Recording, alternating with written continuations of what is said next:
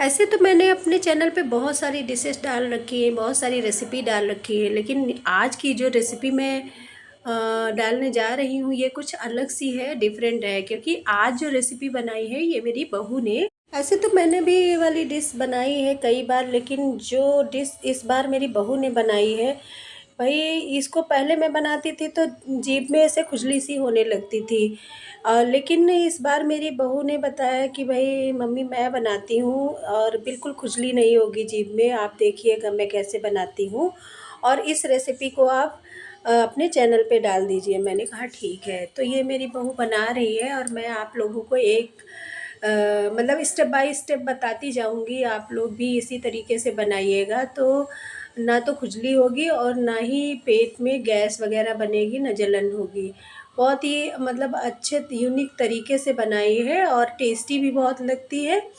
तो जितने मतलब इसमें एक सीक्रेट इंग्रेडिएंट भी डाला है वो भी मैं बताऊंगी आपको। और जितने अरबी के पत्ते हैं, ये अरबी के पत्ते हैं। अरबी के पत्ते अगर बड़े बड़े हैं तो इनकी ये देखिए नसें सी दिख रही हैं, ये डंठल सारे निकाल देते हैं।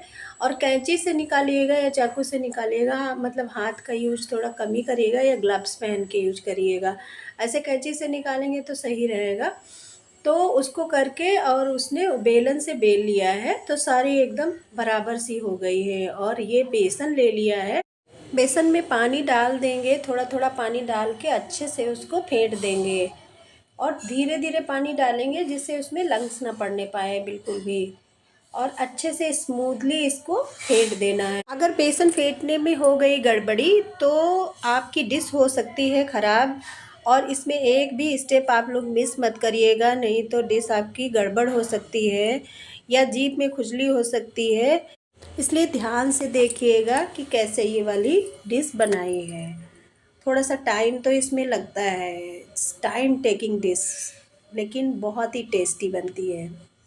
तो ये देखिए ये फेंटने में कितनी मेहनत लग रही है, कितनी स्मूथली और धीरे धीरे इसने ये बेसन को फेंट लिया है। अब इसमें क्या क्या डालेंगे, ये सीक्रेट इंग्रेडिएंट जो डाला है, चावल का आटा, अमचूर पाउडर। और देखिए जो चावल का आटा है ये पीस के रखा था वो पूरा ही डाल दिया है जिससे क्रिस्पी बनेगी डिश। और गरम मसाला और हल्दी, मिर्च, धनिया, नमक, ये सारी चीज़ें डाल के मिक्स करके रख देंगे। नमक तो आवश्यकता अनुसार रहेगा।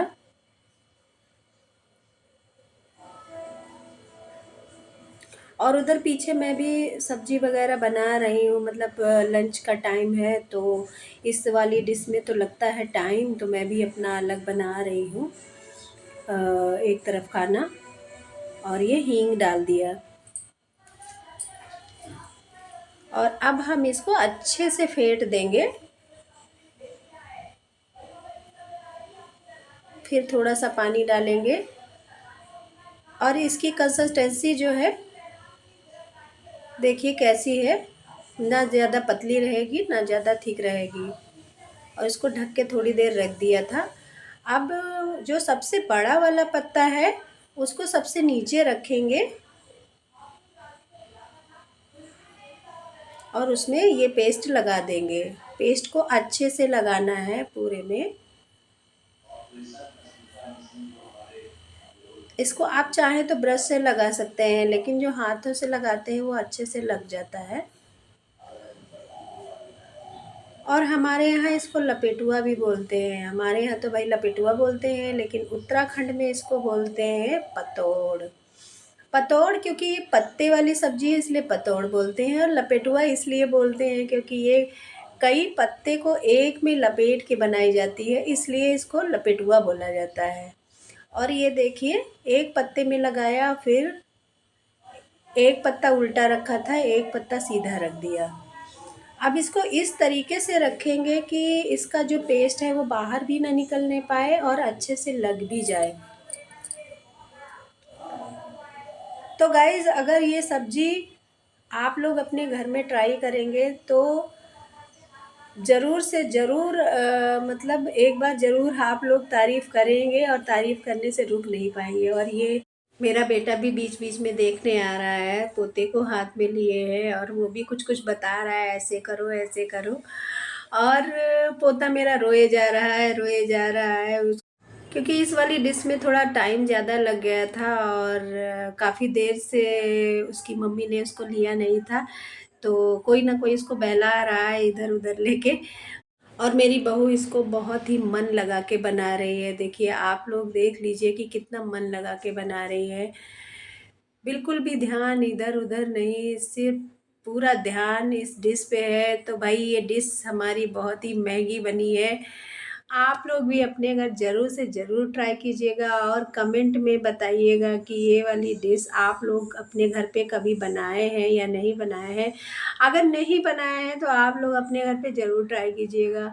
बहुत ही अमेज़िंग डिश है ये और खाने में बहुत ही टेस्टी लगती है। इसको आप चाट की तरह भी खा सकते हैं और आप नाश्ते में खा सकते हैं चाय के संग और खाने में दाल चावल के संग खा सकते हैं। और इसका भाई मुझे तो ग्रेवी में पसंद ज़्यादा आती है, तो मैंने कहा कि भाई मेरे लिए तो ग्रेवी वाला बना देना। तो इसने सब काम करने के बाद में मतलब पहले ड्राई वाले इसको तल दिए, उसके बाद में ग्रेवी वाला भी मेरे लिए बनाया। तो भाई मुझे तो ड्राई और ग्रेवी दोनों ही अच्छे लगे हैं। तो ये देखिए हमारी डिश लगभग बन के तैयार होने वाली है और अब ये 2 रोल बन के तैयार हो गए हैं। अब इसको क्या करेंगे, फाइनली हम इसको स्टीम करेंगे। तो भाई यहाँ पे थोड़ा-सा देखिए गंदा हो गया था, तो सफाई-वफाई करने के बाद में अब इसको नॉन स्टिक पैन में पहले दिखाएँगे हम कि इसको नॉन स्टिक पैन में हम कैसे स्टीम किए थे। तो स्टीम करने का एक तरीका ये भी है और एक दूसरा तरीका है, वो भी हम आप लोगों को बताएँगे। आप लोग अपने घर में मतलब बना सकते हैं। तो ये पका है कि नहीं इसका एक सलाई ले लीजिए, सलाई आप डालेंगे उसमें, अगर उसमें चिपकता है तो समझ लिए नहीं पका है, अगर चिपक जाता है नहीं चिपकता है तो समझ लीजिए कि पक गया है।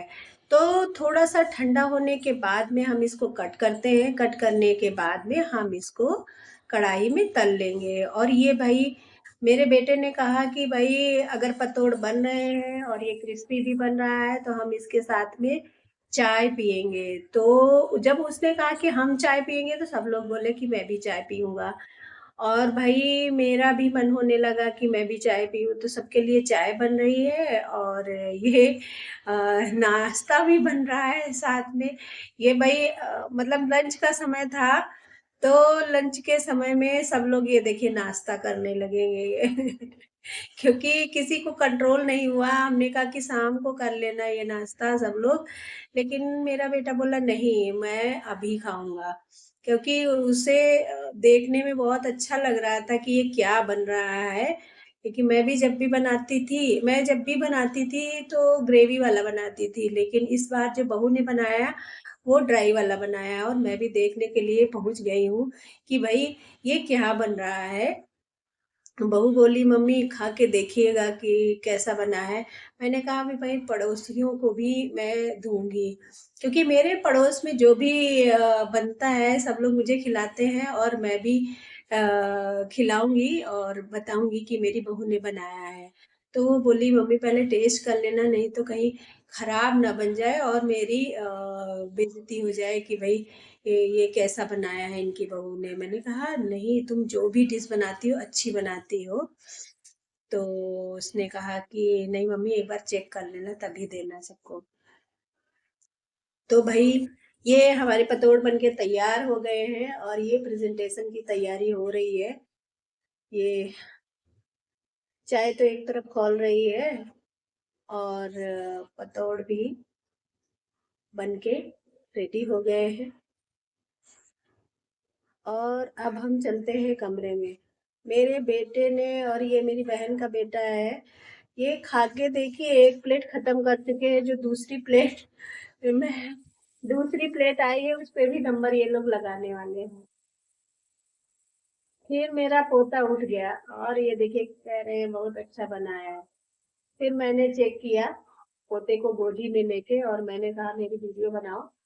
मेरी बहू मेरी वीडियो बना रही है, और मैंने खाया, मुझे भी बहुत टेस्टी लगा। लेकिन इसके पापा ने जब खाया, मतलब मेरे हस्बैंड जी ने खाया, तो उन्होंने कहा कि शारदा तुम बनाती थी तो मतलब जीभ में खुजली होती रहती थी, ये कैसे बनाई है जो जीभ में खुजली भी नहीं हो रही है। मैंने कहा भाई नई बहू आई है, और उत्तराखंड से है, वहाँ की नई नई चीज़ें बना बना के हमें खिला रही है, तो भाई मुझे तो बहुत अच्छा लग रहा है। और ये देखिए ये दोबारा से तल रही हैं, ये पड़ोस में देने के लिए। ये मेरा पोता रोने लगा था, इस वजह से जो है मुझे तलना पड़ा। बोली मम्मी आप तल दो। तो ये सिर्फ मैंने ये डीप फ्राई किया है, और डीप फ्राई करके मैं पड़ोस में दे आऊँगी। उसके बाद में ये वाला जो सेशन ख़त्म होता है, उसके बाद में अभी मेरी थोड़ी सी वीडियो में ट्विस्ट बाकी है, आप लोग बने रहिएगा। अभी एक तरीका और बाकी है कि इसको हम कैसे स्टीम करते हैं और कैसे ग्रेवी वाले पतोड़ बनाते हैं, ये अभी बाकी है।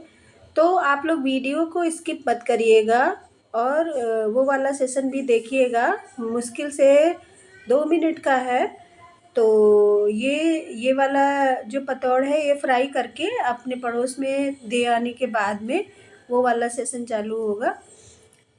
तो ये वाला लगभग ख़त्म ही हो चुका है सेशन, और अब ये देखिए ये दूसरा सेशन चालू हो गया है। थोड़े से 2 रोल बना के इसने रख लिए थे, और ये लोहे की कढ़ाई में बना के दिखाया है कि अगर बहुत बड़े बड़े पतोड़ हैं तो उसको किस तरीके से हम लोहे की कढ़ाई में स्टीम करके दिखाएंगे। और पहला जो स्टीम करने का तरीका था वो नॉन स्टिक में दिखाया गया था, और अब ये ग्रेवी वाला सेशन चालू होगा। तो ये हमारे जो 2-3 पतोड़ बचे हुए हैं, इनको ग्रेवी बनाएंगी, उसमें डालेंगे। सूखे वाले तो आप लोगों ने देख ही लिया कि किस तरीके से खाया था।